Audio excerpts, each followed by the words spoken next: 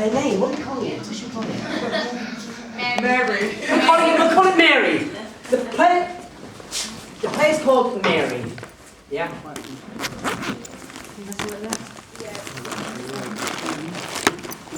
Yeah, Tony, I'm just saying. Yeah. Okay, so the play's called Mary, and here's Mary. In proper form, theatre style, ladies and gentlemen, the character is called Mary. What I'd like you to do is to keep an eye on Mary. See what Mary does in the course of this show, and be thinking to yourself, "Oh, if that was me, I wouldn't do it like that."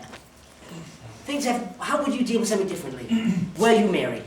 Now, because there's so many of us and we're kind of stylish, quite a few people can be playing Mary. So, you know Mary from the nice sun-coloured scarf. Yeah. So, without further ado, 5, 4, 3, 2, 1, action. Time of interview 10:15. Okay, Mary.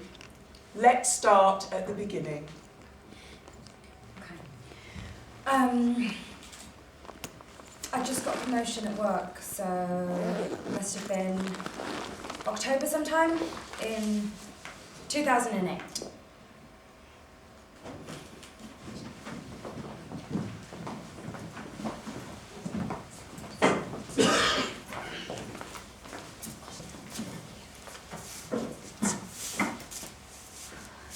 Hi, sorry. Hello. How are you doing? Hello, how are you? Fine. How was your weekend? My weekend was amazing. It was brilliant. I went up to Memory upstairs and it was fabulous. I had a brilliant time. Mary, when you finish your work, can we have a coffee together? So we can speak, we can Catch have a up. I haven't seen you for conversation, ages. I've been okay? so busy. About 6 o'clock. Okay, 6 o'clock I fine. think I'll be Thank finished. you. So yeah, Miss you definitely. later. Yeah. Mary, I heard about your job promotion. Yeah, I'm now also head of accounting. So brilliant. I'm really excited about it. We should all go and by celebrate. the way, Mary, how was your trip to Paris? You've got to come next time. It was just amazing. I've never been to a city like Nice it. It to was. hear. I need to do more travelling. Yes. Mary, please can you sign this? Oh, of course. Sorry, my bad. Okay, just here. Thank you very much. Mary, could I have a word with you? Yeah, sure. Darling, you know I love you. You're something special for me. You know, yeah, I always observe you. I love the way you look. I love the way you do things. And you are so successful. You know, to tell the truth, you remind me, myself, when I was your age, I was also successful and ambitious. But you know, my darling, have a look at me now. Here. I'm in my early 60s. And I'm alone. And that's why, please, think of yourself, think of your future and your family, and remember, our body clock is ticking. You see, darling, what I mean? Sure, thanks. Oh, thank you.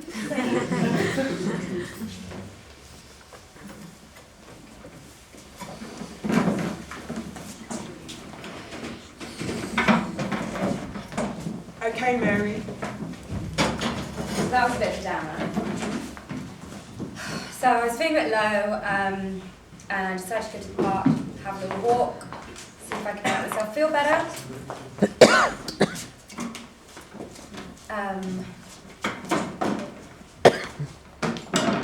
Yes, what happened next? I went to sit down on a bench, and I heard this guitar strumming somewhere near me, and I look over, and there's this man there, and he walks up to me, and he sits down next to me on the bench.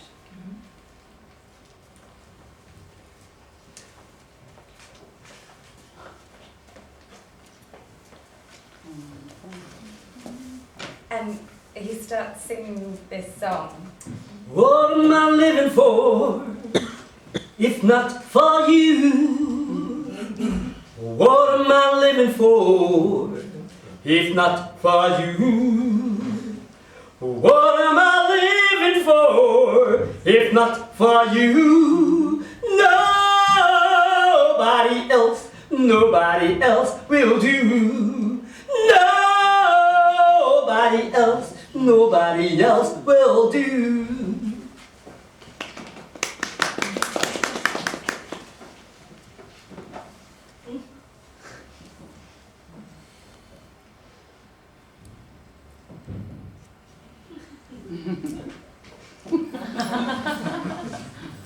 Oh, even her phone number is beautiful.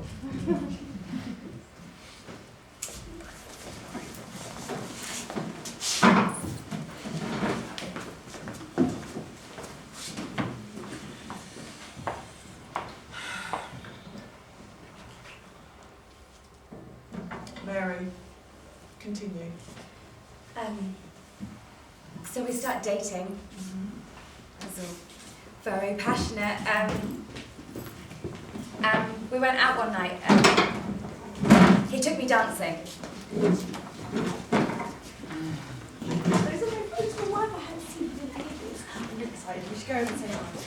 Али се твоите приятели? There's nothing wrong with it. На нищо не прилича. Oh, please, please. Hey guys! Wow. You guys look amazing! So good to see you! It's so good to see you! Oh, you guys look amazing. This is Mr. Charming. These are my friends. Hi. Hi, Mr. Charlie, nice to meet you. Nice to meet you. Would you like to stay for a drink?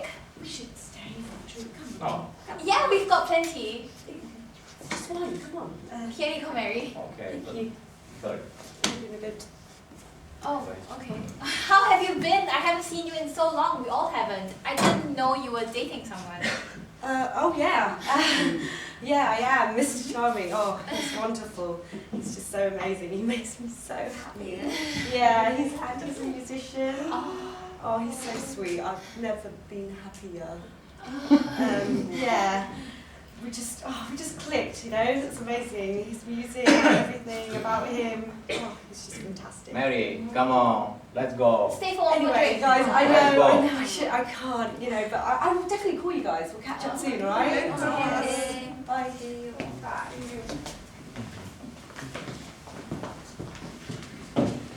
He didn't really like to share, so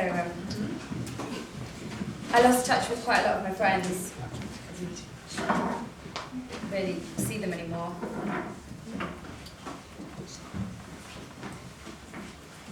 Mary,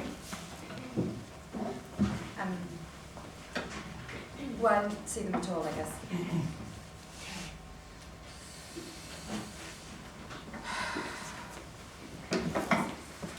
Mary. Hello. How are you? I How are haven't seen you? you around so long. I haven't seen you for ages either. How are you? Fine, thanks. And you? I am fine. I have been promoted recently. Oh, I am doing my dream job. oh, congratulations. Thank you. I'm so happy for you. And can you think, do you go to the coffee for talk about you? Yes, Talk yes, about we you. can. We can have some coffee. When? Let's go now. You see, Frida, he's at home, he's alone, he has been alone all day long. I can't today. Can we do it some other day? Yes, okay. I will call you. Take care, okay. Okay. Hope to see you soon. I Frida. hope so too. See you soon. I will call you. Okay, I forward your call. Okay, I will call you. I will definitely call you. Okay. See Good you. luck, Frida. See you. See you. See you. And, Oh, my love, welcome. hello. How are you today? Tired. Are you Exhausted. tired? Yes. Take a seat, please. I'll make you better. How do you feel now? Better. Would you like to drink something? Yes, a cup of tea, please. Just a second.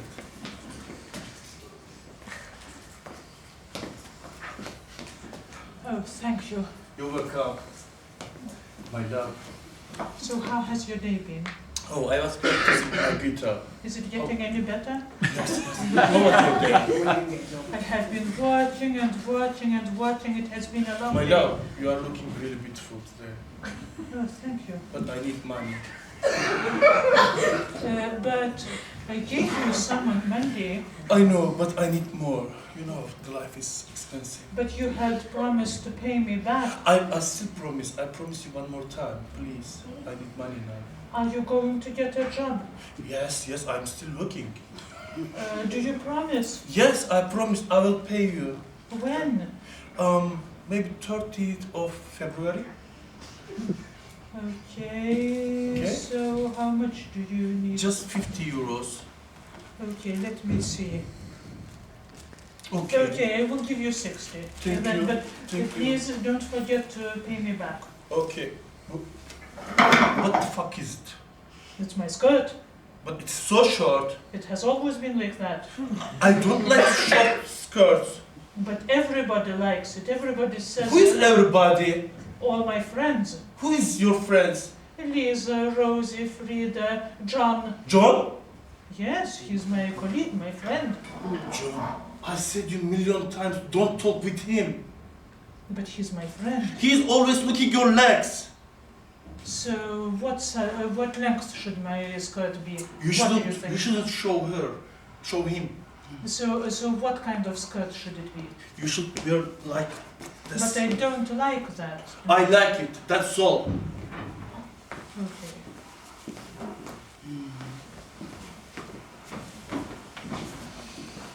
Mary? Then we got married.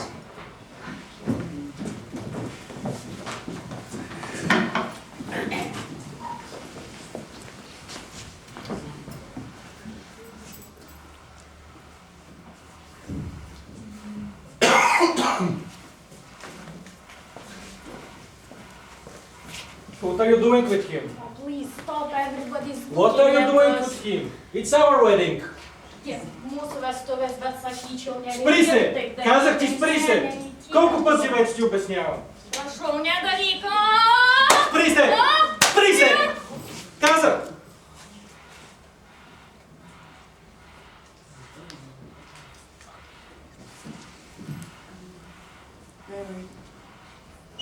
He was really drunk, so he promised not to do it again. But then he started drinking more because it wasn't working and he was getting depressed, and he's quite an angry drunk. So after a while I tried to reach out to someone.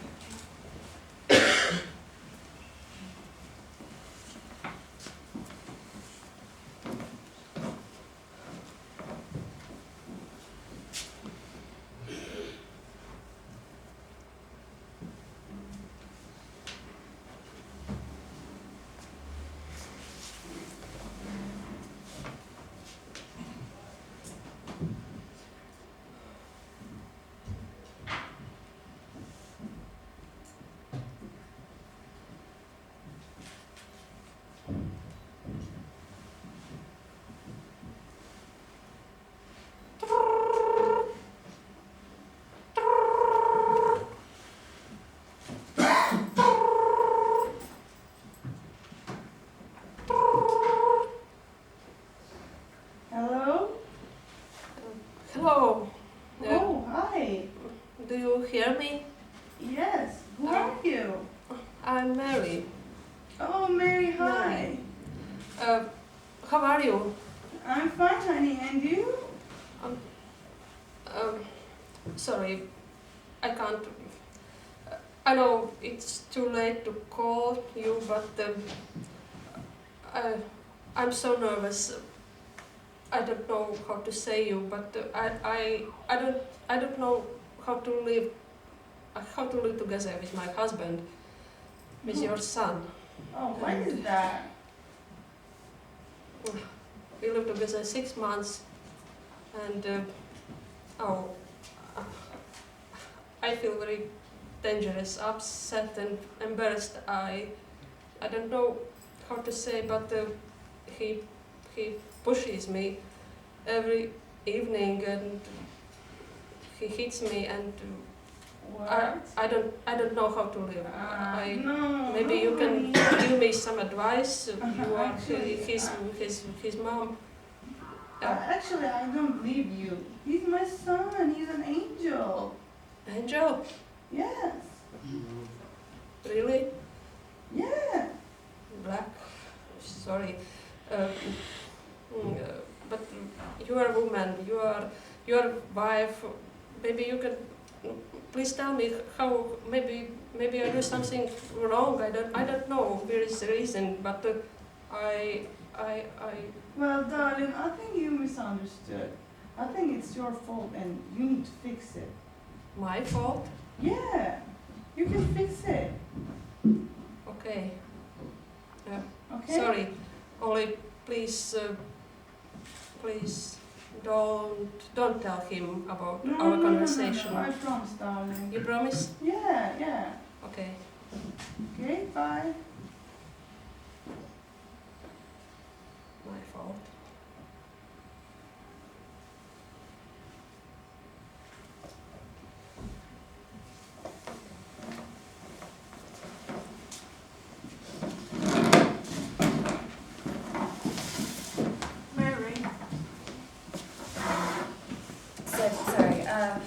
So a few days later, I come home and Mr. Charming's waiting for me.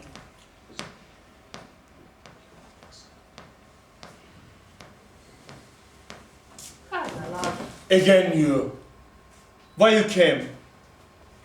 How you can come to here after all? Why are you so nervous? My love. Why you called my mom? Oh, What did you talk with her? it was... calm down. Sit down. You cannot say me calm down. Okay. It was only a simple conversation between us. You shouldn't call her. You should talk to me. I'm your husband. Calm down. No, you cannot say me calm down. You shouldn't call her. I only wanted to speak with other women about You should speak with me, not with her. I hate you. So he storms out and goes to the pub, I guess. So I decide to wait up for him. And he comes home really late. And he's really drunk. He's roaring drunk.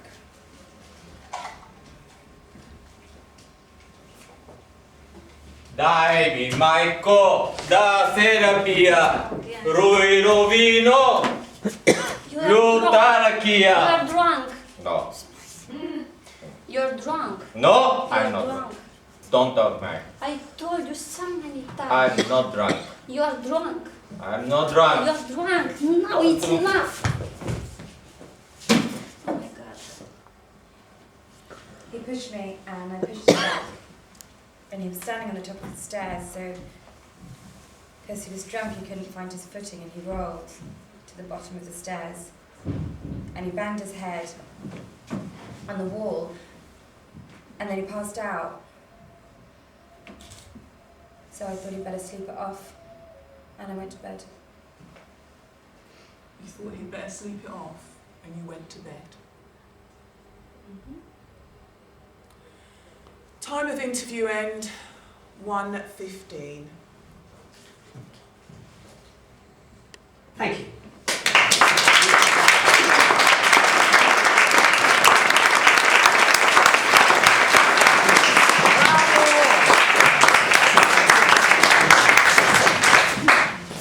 That was a 7, 8, 9 nation extravaganza. So we had Vietnamese and Singapore's in there as well. Okay, so people,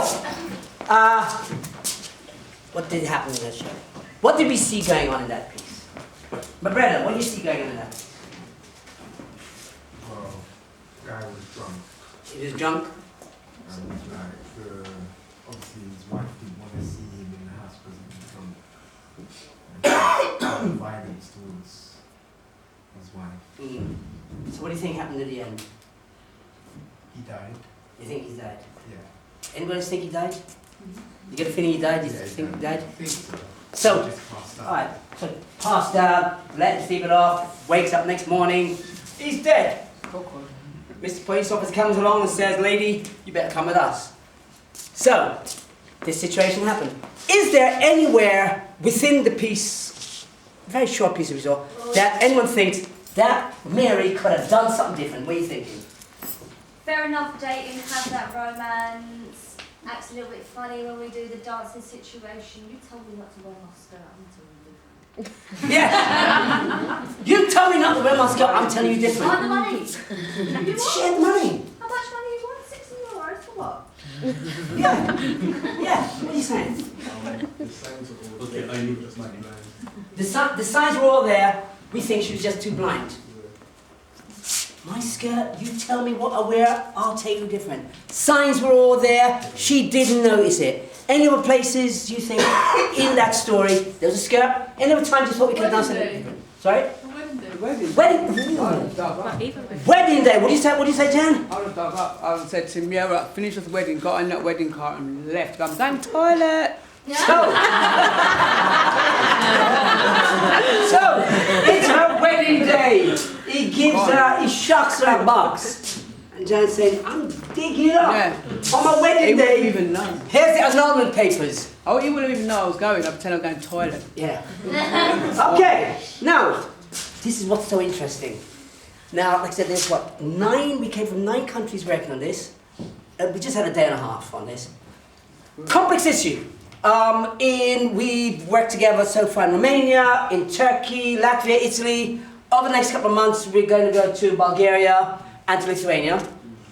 What we're doing is we're looking at each other's countries for strategies that can help us to go out and help our sisters and brothers out there, yeah? Because I know quite a few brethren get in those situations. Yeah. But it's not as simple as I'm going to dig up for some people, even though the signs are there. And we've got some beautiful guest speakers who are going to share some ideas, some strategies with us. I'm especially looking forward to Joe Sharpen, who's going to talk to us a bit about it ain't so easy to just dig up. Yeah? Can we set up some seats? Guys, what this is, I'm not going to do the forum intervention for obvious reasons, because the main job is to be a day and a half, and my colleagues are fabulous, but in terms of the improvising with language, I think we might get stuck. Yeah, I know we'll get stuck, but we haven't had time to really practice the interventions. So let's take the conversation on to the speakers, and then we do some questions and answers. Yeah? Everyone all right there? Yeah. Great, let's get some chairs out. Joe, we need to pull this out a bit. Echo. Let's pull this out a bit.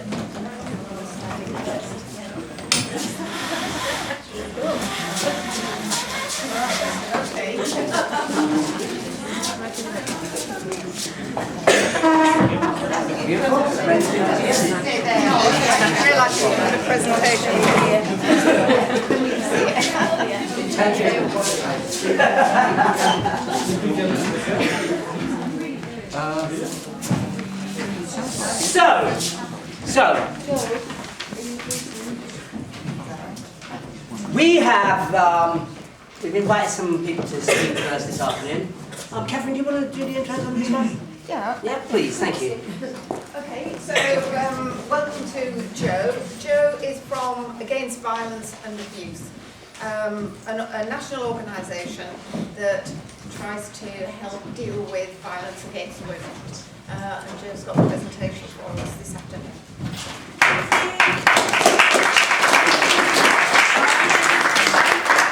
Thank you for inviting me. It's really good to be here. That was amazing. I'm blown away by what you can achieve in such a short time. So Tony's asked me to talk about coercive behaviour, and hopefully after seeing that play, what I want to do is to try and remind us that actually it's not about her behaviour, it's about his. Because she shouldn't be the one to have to change, it should be the perpetrator that makes those changes and takes responsibility.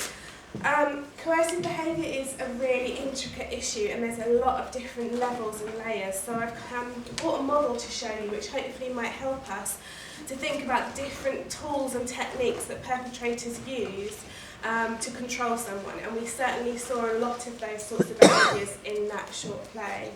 And this is really timely because in the UK at the moment there is a government consultation about whether it should be a criminal offence. So coercive behaviour, the psychological type of abuse, whether that should be a criminal offence in its own right. So that's going through at the moment, so it'd be really interesting to see how that plays out, because that could really change things for victims. It could be really good. So this is our current definition of domestic violence in the UK. I don't know how it compares to some of the other countries represented, but last April there were two important things that changed. One was the introduction of coercive behaviour, and one was the fact that we now consider 16 and 17-year-olds to be victims of abuse as well, whereas before it was for over 18s. So this is really good. I just wanted to focus on actually what coercive behaviour means, and there's some quite useful things that we can think about. I've got some examples to tell you about. There was a guy called Binderman who did some research in the 70s with Amnesty International, and he looked at how prisoners of war are pressured and coerced to do what the people keeping them captive want. And what they found was the best way to get cooperation is through this subversive manipulation of the mind and the feelings of the victim, who then becomes a prisoner. And although this was about prisoners of war in conflict, actually, when researchers looked at it, they found that the very same tools that, that those people used were the same tools that perpetrators of abuse use. So he developed this chart, and what we've got are several different areas and ways that perpetrators use to manipulate the victim in order to get them to be totally compliant. So I just wanted to talk through quickly what each of these would look like. So isolation, we definitely saw that happening with Mary, the way that he managed to isolate her from her friends and people that potentially could help her. So any kind of social support is gone. So the victim becomes very dependent on the abuser. They might discredit the victim, so put them down all the time, controlling all the finances, maybe the phone, any access to transport, so they literally can't escape from that environment and are often very much confined to the home. So Mary was still going out to work, which was good because that gave her a potential lifeline. So the next section is monopolisation of perception. So that's getting rid of any information which might be different to the message the perpetrator wants that victim to have. If they try to become independent or resistant, then that is punished. So she was trying to be a bit resistant around the length of her skirt, and that would not go unpunished. It's the victim's fault, so it's always her fault as to what happens, and the perpetrator doesn't take responsibility. And that means that the victim is then totally focused on what they've done wrong, because they believe also that it's their fault. So their worldview is completely changed. It's also very unpredictable, and if something's predictable it's easier to manage, but if you never know what's coming next, that makes it a lot harder. Often they will constantly call and text you as well, so you can't kind of do anything else. And if you don't answer those phone calls or messages, then you have to pay the price. I was working with a girl who, her boyfriend used to text her 24 hours a day, and if she didn't reply there would be trouble. And when he was asleep or at college, he paid his friends to text her so that she got this constant barrage of messages, and if she didn't reply, then yeah, there would be a lot of trouble. But often abusers can be really charming as well, to get what they want, and if they don't get that, then that's when they can become very hostile. The next one is about exhaustion. Simply living in that environment, that relationship, is exhausting in itself, but there's also other things, so depriving someone of their sleep, not letting them have medical care or food or other things that they need. Rape and assault in pregnancy is quite common. Prolonged interrogations, so all these sorts of things that are literally exhausting to live with.